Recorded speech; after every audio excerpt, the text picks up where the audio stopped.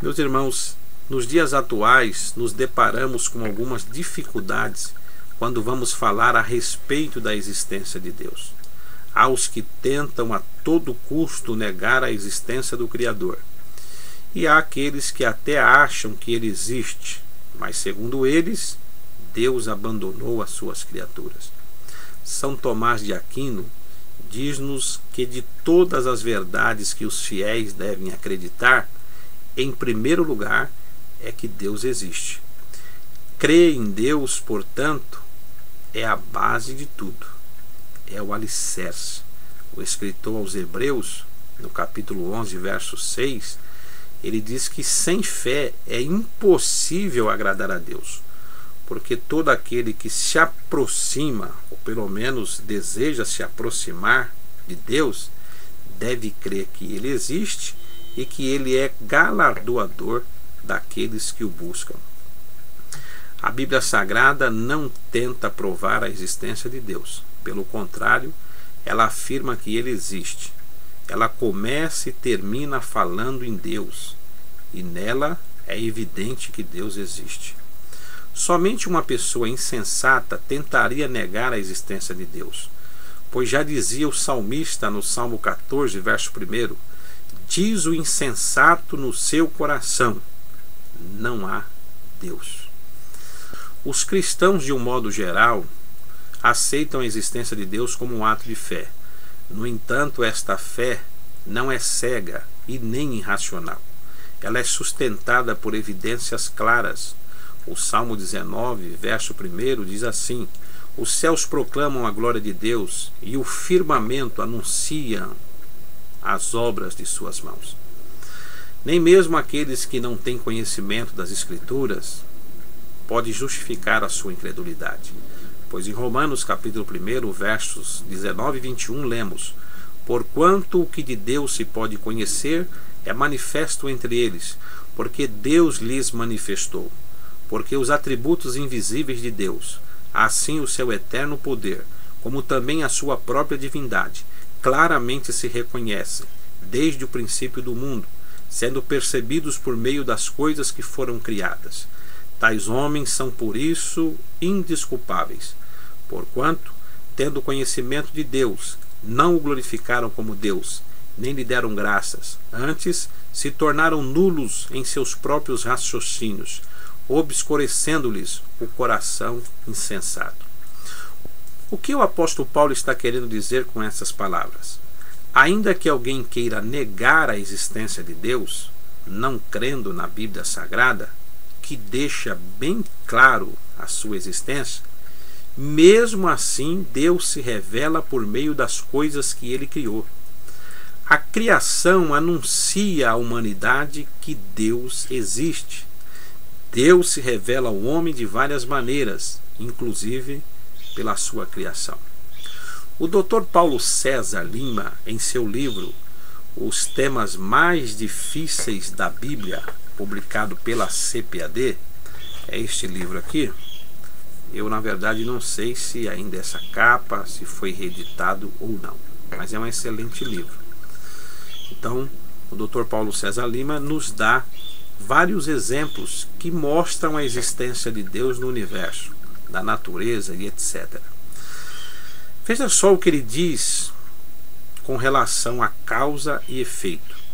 De fato, todo aquele que reflete seriamente sobre o universo reconhece uma série de causas e efeitos na natureza. Cada efeito, por sua vez, é a causa de outro efeito. Por exemplo, a luz de uma lâmpada é causada pela eletricidade. Esta é causada pela fricção de certos metais em dínamo ou pela rotação de ímãs. O que nas usinas hidrelétricas é causada por uma queda de água. Essa água é causada pelas chuvas que caem das nuvens. As nuvens são causadas pela evaporação de água nos mares, nos lagos, nos rios e sobre toda a superfície da terra. A evaporação é causada pelo calor do sol, que Deus fez para ser a grande fonte de luz e força para este mundo. O que o Dr. Paulo Sérgio está querendo dizer? é que a simples luz reproduzida por uma lâmpada, quando você procura a origem dela, você vai chegar no Criador, em Deus. Então, para você ter luz, além da lâmpada, você precisa de eletricidade. Como que a eletricidade é produzida? Nas usinas hidrelétricas, a energia é produzida mediante a queda de água. E a água é produzida ou causada pelas chuvas. Mas como que surgem as chuvas ou acontecem as chuvas? Através das nuvens. Mas como que as nuvens ficam carregadas de água? Por causa da evaporação. E como que acontece a evaporação? Através do calor do sol. Mas então eu preciso do sol para tudo isso? Sim. E quem criou o sol? Foi Deus. Deu para perceber? O fato de admitirmos que cada efeito tem sua causa, logicamente nos obriga a conhecer uma causa primária. Porque sem a primeira causa não pode ter havido o primeiro efeito. A causa primária é Deus.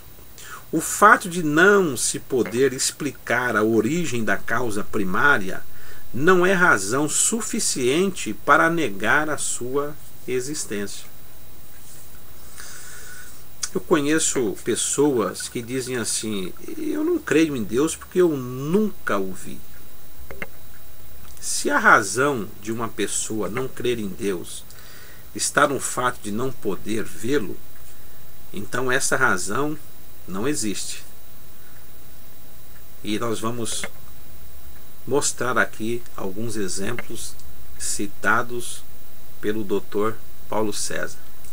A fome existe e ninguém pode vê-la, apalpá-la e nem saber a sua cor ou forma.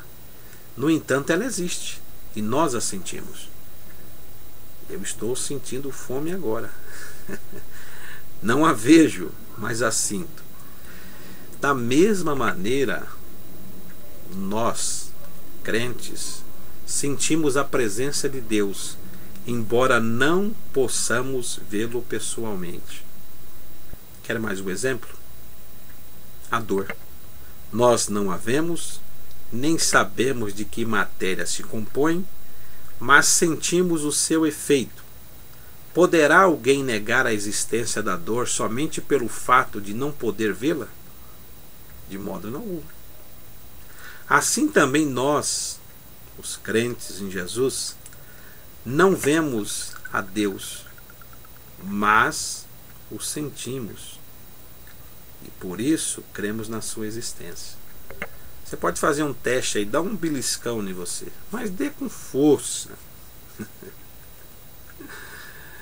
Vai doer. Você vai sentir a dor, embora você não a veja. O fato de você não vê-la não elimina a existência da dor. O vento, também nós o sentimos e não o podemos ver nem saber de onde vem nem para onde vai, como diz João 3,8. No entanto, ele assopra onde quer e ouvimos a sua voz. Pode soprar aí. Simule o vento. Ouça a voz do vento. Eu não o vejo, mas eu ouço o seu som, a sua voz. O fato de eu não vê-lo não anula a sua existência. O frio existe e não podemos vê-lo, nem apalpá-lo, nem saber a sua forma ou cor. De vez em quando eu brinco com uns amigos, né, que num dia frio estão com pouca roupa. Eu chamo eles de pouca roupa. E aí você pergunta: fulano, você não está com frio? Ele responde: não, o frio é psicológico. Aí eu digo: entra num freezer, fica lá meia hora Depois você me diz se o frio é psicológico ou não. Nós não vemos o frio, mas podemos senti-lo. O calor é outra coisa que não podemos ver, mas sentimos e sabemos que existe. Ontem mesmo foi um dia de muito calor. Para dormir, apesar de não gostar porque me faz mal, eu só consegui com um ventilador ligado, senão não dormia. Tal era o calor. Então eu tenho certeza que o calor existe, mesmo que eu não o veja. Assim é Deus. Eu tenho certeza que Ele existe, mesmo não podendo ver. Eu posso senti-lo. Você pode senti-lo. E a saudade? Quantas vezes não temos sentido saudade? Oh, saudade! Palavra doce que produz tanto amargor, como dizia o poeta. No entanto, não podemos vê-la. Nós sentimos, mas não podemos vê-la.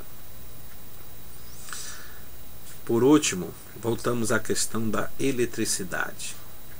Força que faz movimentar grandes máquinas e iluminar cidades.